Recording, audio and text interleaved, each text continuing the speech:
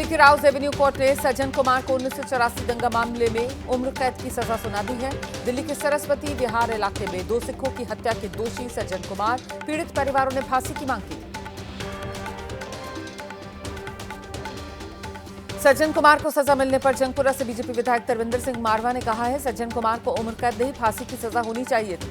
मोदी सरकार ने एसआईटी का गठन किया, जिसके बाद केस में तेजी आई। पूरे सिख समाज की ओर से प्रधानमंत्री नरेंद्र मोदी का धन्यवाद। दिल्ली विधानसभा के दूसरे दिन पेश की गई सीएजी की रिपोर्ट। पिछली सरकार की आबकारी नीति पर सीएजी की रिपोर्ट को मुख्यमंत्री रेखा गुप्ता ने सदन में पेश किया। 27 फरवरी को सदन में कैग रिपोर्ट पर चर्चा। विधानसभा के पटल पर आबकारी नीति से जुड़ी सीएजी की रिपोर्ट पेश हुई है। रिपोर्ट में शराब से जुड़ी नीतियों में गड़बड़ी की वजह से 2002 करोड़ से ज्यादा का वित्तीय नुकसान सामने आ रहा है। रिपोर्ट के मुताबिक आबकारी नीति लागू करने में नहीं बरती गई पारदर्शिता। कैग रिपोर्ट में खुलासा हुआ है, दिल्ली सरकार ने शराब कारोबारियों को खुद ही कीमत तय करने की छूट दी, जिससे शराब की कीमतें बढ़ गई और लोगों को महंगी शराब खरीदनी पड़ी। आम आदमी पार्टी की सरकार ने शराब कारोबारियों को बिना जांच पड़ताल के लाइसेंस बांट दिए। लाइसेंस देते समय आपराधिक रिकॉर्ड और सॉल्वेंसी की सही तरीके से जांच नहीं की गई। सीएजी की रिपोर्ट के मुताबिक आम आदमी पार्टी की सरकार ने बड़े फैसले बिना कैबिनेट मंजूरी और उपराज्यपाल की सलाह के लिए लिए थे, जिसे कानूनी प्रक्रिया का सीधा उल्लंघन बताया गया। शराब तस्करी से जुड़े मामलों में भी सरकार ने कोई ठोस कदम नहीं उठाया। सीएजी रिपोर्ट को लेकर दिल्ली विधानसभा के स्पीकर विजेंद्र गुप्ता ने कहा है, पिछली सरकार ने सीएजी रिपोर्ट को दबा दिया था। सीएजी रिपोर्ट को लेकर भ्रांतियां फैलाई गई। आम आदमी पार्टी की सरकार ने असंवैधानिक काम किए। उत्तर प्रदेश के गोंडा पहुंचे बीजेपी सांसद मनोज तिवारी ने अरविंद केजरीवाल पर जमकर निशाना साधा। कहा, आपने भ्रष्टाचार और आपराधिक मानसिकता के चलते चले गए केजरीवाल। बीजेपी स्वच्छ नियत और मोदी की गारंटी के चलते सत्ता में आई है। विधानसभा सत्र के दूसरे दिन की कार्रवाई शुरू होते ही दिल्ली विधानसभा में विपक्ष का जबरदस्त हंगामा। उपराज्यपाल के अभिभाषण के दौरान नारेबाजी हुई। सदन में हंगामा और नारेबाजी करने पर स्पीकर ने कड़ा एक्शन लिया। अमानतुल्लाह खान को छोड़कर आम आदमी पार्टी के 21 विधायकों को 3 मार्च तक के लिए सदन से सस्पेंड किया गया। तबीयत खराब होने की वजह से आज सदन में मौजूद नहीं थे अमानतुल्लाह खान। दिल्ली के एलजी ने अपने अभिभाषण में कहा है, दिल्ली की नई सरकार जनता को समर्पित है। सरकार पहले 100 दिन की रूपरेखा तैयार करेगी। संकल्प पत्र पर खरा उतरना सरकार की प्राथमिकता है। कल्याणकारी योजनाएं नहीं की जाएंगी बंद। निलंबित होने के बाद आम आदमी पार्टी के विधायकों ने नेता प्रतिपक्ष आतिशी के साथ मिलकर विधानसभा के बाहर प्रदर्शन किया। बाबा साहेब की तस्वीर का मुद्दा उठाया। आतिशी ने कहा, जब तक बाबा साहेब की तस्वीर वापस नहीं लग जाती तब तक प्रोटेस्ट करेंगे। शहीद आजम भगत सिंह और बाबा साहेब अंबेडकर की तस्वीर को लेकर बीजेपी की सफाई पर आतिशी ने कहा, जिस जगह पर तस्वीरें पहले लगी थी वहां से क्यों हटाई गई तस्वीरें, इस बात का जवाब बीजेपी दे। बीजेपी ने अंबेडकर और भगत सिंह की तस्वीर हटाकर उनका बड़ा अपमान किया है। अभिभाषण के बाद एलजी विनय सक्सेना ने मीडिया से बात की है। कहा, केजरीवाल ने पीएम मोदी के खिलाफ काफी खराब बातें कही थी। दिल्ली की जनता ने अपना निर्णय दे दिया।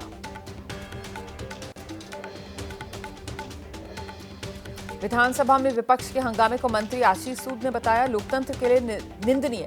कहा, विपक्ष सदन में सिर्फ हंगामा करने के मकसद से ही आया था। दिल्ली नगर निगम में जबरदस्त हंगामा। बीजेपी पार्षदों ने कागज फाड़कर फेंक दिए। माइक फेंकने का भी आरोप। मेयर की चेयर के पास जाकर सभी निगम कर्मचारियों को पक्का करने की मांग उठाई गई। राजस्थान विधानसभा से 6 विधायकों के निलंबन के मामले में कांग्रेस का प्रोटेस्ट जारी है। विधानसभा के बाहर धरने पर बैठे कांग्रेस के विधायक सचिन पायलट भी धरना प्रदर्शन में शामिल हुए।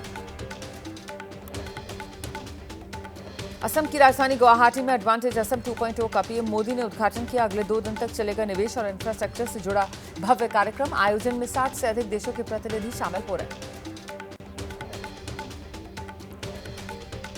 एडवांटेज असम समिट में पीएम मोदी ने कहा, एडवांटेज असम पूरी दुनिया को असम की संभावना और प्रगति से जोड़ने का महाअभियान है। पूर्वी भारत और नॉर्थ ईस्ट की भूमि आज एक नए भविष्य की शुरुआत करने जा रही है। पहले भी भारत की समृद्धि में ईस्टर्न इंडिया का बहुत बड़ा रोल हुआ करता था।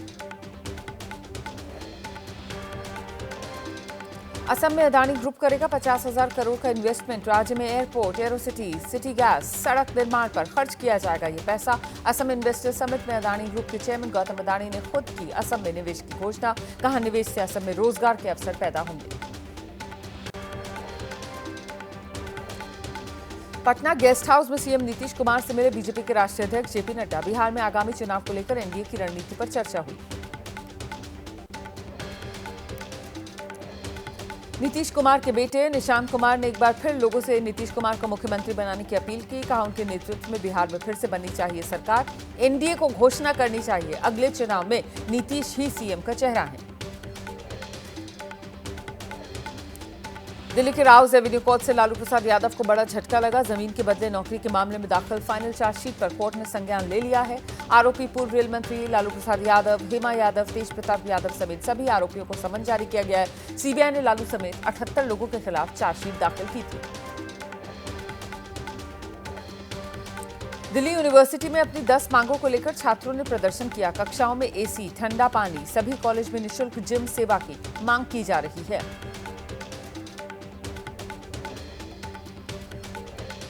17 महीने बाद उत्तर प्रदेश के हरदोई की जेल से रिहा हुए आजम खान के बेटे अब्दुल्ला आजम। अब्दुल्ला से मिलने जेल के बाहर बड़ी संख्या में पहुंचे समाजवादी पार्टी के कार्यकर्ता। महाशिवरात्रि पर महास्नान को लेकर प्रशासन अलर्ट है। मेला क्षेत्र के डीआईजी वैभव कृष्ण ने वॉच टावर पर खड़े होकर महाकुंभ की स्थिति का जायजा लिया है। आखिरी महास्नान पर भारी भीड़ जुटने की उम्मीद है।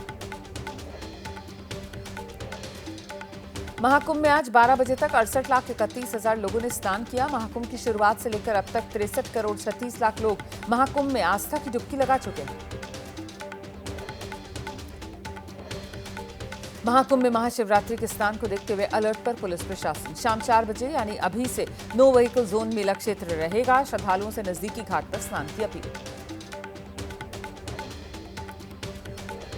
महाकुंभ का अंतिम पवित्र स्नान कल है। डीआईजी वैभव कृष्ण ने पुख्ता तैयारियों का दावा किया है। एबीपी न्यूज से खास बातचीत में कहा, स्नान पर को लेकर अतिरिक्त पुलिस फोर्स लगा दी गई है। श्रद्धालुओं की भीड़ के आधार पर ही तय होगा रास्तों पर डायवर्जन और पंटून पुलों पर आवागमन। प्रयागराज महाकुंभ के समापन के अब आखिरी 2 दिन। कल 26 फरवरी को महाशिवरात्रि पर हो जाएगा महाकुंभ का समापन। पूरे महाकुंभ में 66 करोड़ से ज्यादा श्रद्धालुओं के महास्नान करने का अनुमान है। महाकुंभ में बना एक और वर्ल्ड रिकॉर्ड। एक साथ हजारों कलाकारों द्वारा तैयार की गई पेंटिंग को Guinness book of world record में जगह मिली है। इस पेंटिंग में 10,000 से ज्यादा लोगों ने ब्रश के बजाय अपने हाथों की छाप का इस्तेमाल कर गंगा थीम पर पेंटिंग बनाई है। पिछला रिकॉर्ड 8,000 हाथों की छाप से बनाया गया था।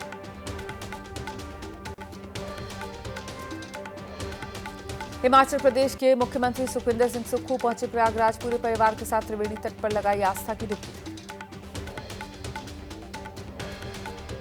कटनी से हर 2-3 घंटे में स्पेशल कुंभ ट्रेन चलने के बावजूद जान जोखिम में डाल रहे हैं लोग।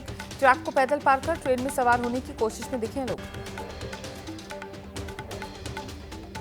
उत्तर प्रदेश के झांसी में रेलवे स्टेशन पर भिड़ गए यात्री। प्रयागराज की ट्रेन पकड़ने आए यात्रियों ने एक दूसरे को जमकर पीट डाला।